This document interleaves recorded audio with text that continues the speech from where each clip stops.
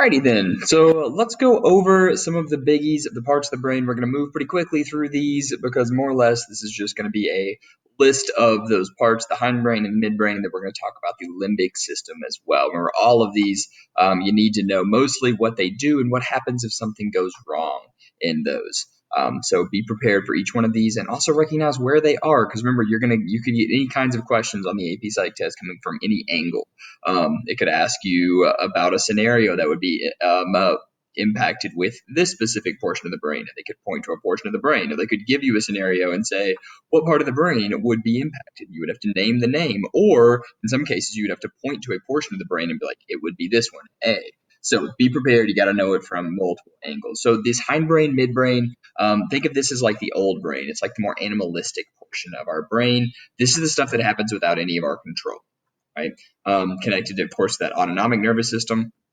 It's making stuff happen. It's processing all of that. It's handling it all without our decision making, right? We're not consciously processing and thinking about these things happening. So let's go over this. Okay, so starting off, looking at the different parts of this kind of hindbrain, pons, medulla, reticular formation, cerebellum, the midbrain, sitting up a little bit higher, top the brainstem. And this has got a couple other parts to it. The purpose of the midbrain, more so than just like keeping us alive, does a little bit more. The hindbrain, as you see here, this is more of the like very basic functions. Without this, we would literally just die in most cases, or be unable to do anything. The midbrain, on the other side, does a little bit more, right? It's a little bit more complex. Right? It makes it a little bit more of a complex species.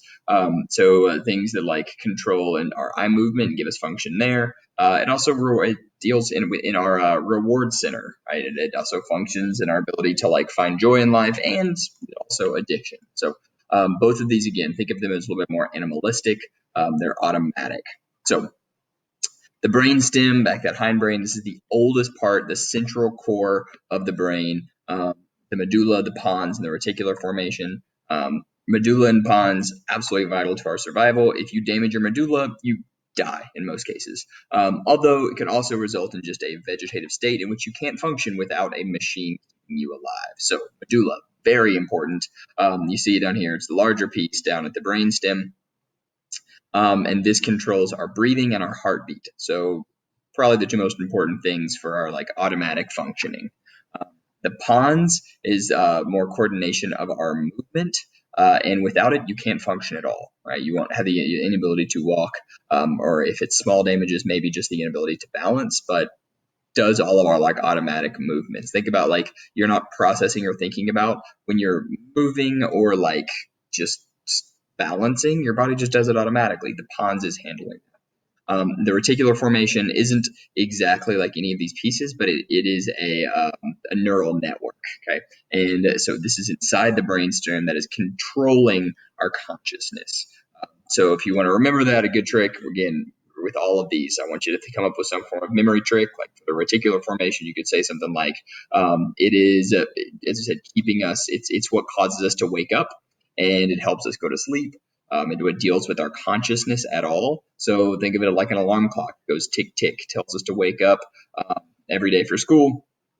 And without it, we would just stay asleep. We would remain in a coma. So the reticular formation gives us consciousness. Also very important. Don't want to damage that. So other pieces there. The thalamus, important. We see these left and right portions here of the thalamus. It sits up on top of that midbrain. Think of this as the grand central station of our sensation, sensory control center. All of them, except for smell, will come through the thalamus. So whatever you feel, whatever you see, whatever you hear, all of that is coming through your thalamus first for processing, and it then decides where the information needs to go, right? It processes the information first. Almost think of it as like a code center that rewrites it into a format that the rest of the brain can understand and process more effectively, and it'll send it to the optic center, which will process your eyes so you can then think about that. Or it'll send it to the somatosensory portion where you can like feel different things, feel for processing. So this is your grand central station of sensation. Grand central sensation. Go with that. Signals from sensory neurons, afferent sensor appropriate areas in that upper brain. Okay, so that's like the cerebellum, cerebrum, cerebral cortex kind of stuff. So upper brain to medulla and cerebellum. So thalamus, grand central station for sensation. Cerebellum down here is the little brain. So we all think of the brain as this like big thing on top, and it's also, of course, all like little pieces in the middle and the stem. But there's this funky little like mini brain underneath it, and the cerebellum is known as this little brain. Think of this as like all of your muscle memory are stored and held in the cerebellum. It handles our voluntary movements, but it also handles a lot of things that we kind of do automatically. So if you think about if you play soccer, golf, tennis, anything like that, a lot of the stuff that you do, you're doing automatically. Right? You're not thinking about every single bit of your tennis stroke. You're not thinking about every single thing that you're doing when you're kicking the soccer ball. You're like, I'm just going to kick. The cerebellum is kind of where a lot of this stuff is stored and damaged. So this is with its damage, we're going to have difficulty controlling our like walking steps or our ability to do that movement when we want to kick the ball, if we want to swing the tennis racket or golf club, something like that. So balanced would be way off. We'd be jerky, exaggerated motions. We wouldn't be able to have effective control over our movements. And it's the part of the brain that's most impacted by alcohol. So alcohol affects a couple different parts like the hippocampus, but the cerebellum, it is a biggie, has a big effect on we lose that ability to really coordinate our movements. All right, so let's talk about another part of kind of the midbrain up there, the limbic system. And what the limbic system is composed of is that cingulate gyrus, corpus callosum, thalamus, hypothalamus, pituitary gland, hippocampus, amygdala. We've talked about the thalamus already, but for these others, let's go through a couple of these. So the limbic system is it's the part of the brain you don't see, right? So when you have to fill out that inside view portions of the brain, these are the parts that you're filling out for. People don't recognize often that the brain isn't just that fleshy, fatty part on the outside, that there's all kinds of other parts inside that kind of almost hollow shell. Right? It's a thick shell, but it goes around these other kind of inner portions of the brain. And the limbic system specifically controls things like our memory, emotion, motivation, like hunger, thirst, sex drives. All of those are handled by the limbic system. And these are the different portions of that. So let's go over a couple of those. Hippocampus, probably the one that you'll most likely see questions about. The hippocampus is this kind of like band around here that you see. And it is how we create memories. Without it, we cannot form memories. If there's damage to it, you will never be able to form another memory. A famous case, this dude up here, his name was H.M. or Henry Molaison.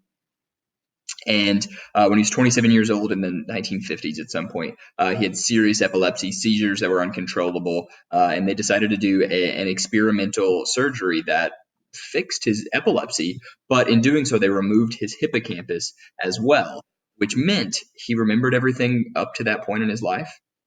Right, almost everything up to that point in his life. It was like a couple years.